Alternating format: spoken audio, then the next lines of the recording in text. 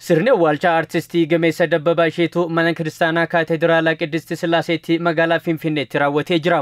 Sirna kanarratti pirezidantiin Riippaabilika Dimokiraatawaa Itiyoophiyaa Ambaasaadder Taayyee Atsaaqasillaasee, kantiibaan magaalaa Finfinnee aadde Adaanech Abeebee, ministeerri ministeera nageenyaa Mahammad Indiris, ministeerri ministeera tajaajila koominikeeshinii mootummaa Dr. Laggasee Tulluu, ministeerri ministeera aadaa fi ispoortii aadde Shaawit Shaankaa dabalatee hooggantoonni olaanoon mootummaa federaalaa fi magaalaa Finfinnee, maatiin firoottan hiriyoonni waahillan hojiitii fi dinqisiifattoonni isaanii argamanii jiru.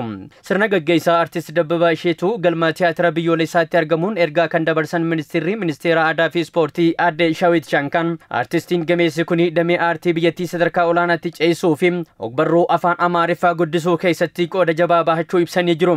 Kanaanis dantaa isaanii cinaatti dhiisuudhaan amanamummaan biyyaa fi uummata isaanii tajaajilus himanii jiru.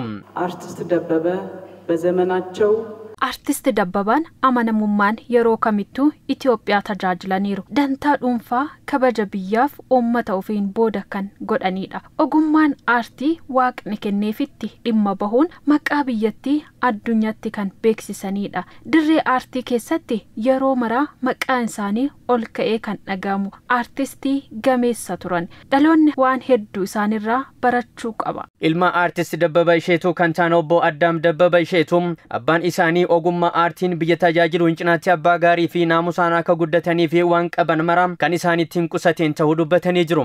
ለቤተሰብህ ምንም ሳትሰስት ራስህን አሳልፈህ ነበር ይሰጥ maatii keef waan hundumaa osoo hin qusatiin nuuf laattee jirta.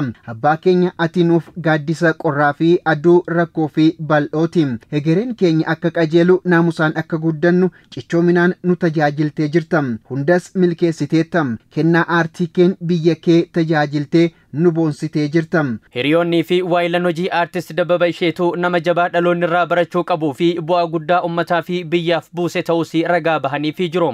Dabbabaa ብዙ ነገር ነው አንዳንዶቻችን የታደልነው Artist Dabbabaan mootii fiilmii fi tiyaatiraati. Yeroo waliin hojjechaa ture jaalalli inni ogummaa ofiif qabu raajidha. Abbaa kennaa fi ogummaa hedduuti. Hundaa ol garuu artist Dabbabaan nama garaa laafessa namaaf waan gaarii yaadu ture.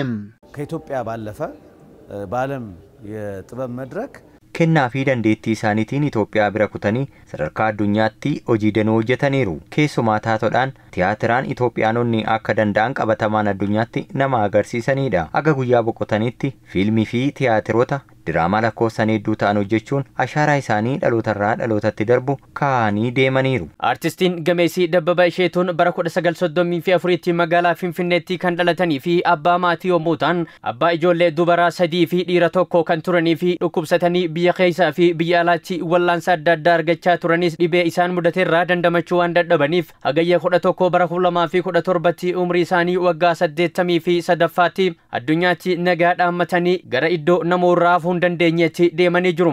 Sirni awwaalchaa isaaniis bakka hooggantoonni olaanoon mootummaa, maatiin, firoonni, waahillan hojiitii fi dinqisiifattoonni isaanii argamanitti mana kiristaanaa Kaateediraala Qiddist Sillaaseetti magaalaa Finfinneetti raawwatee jira.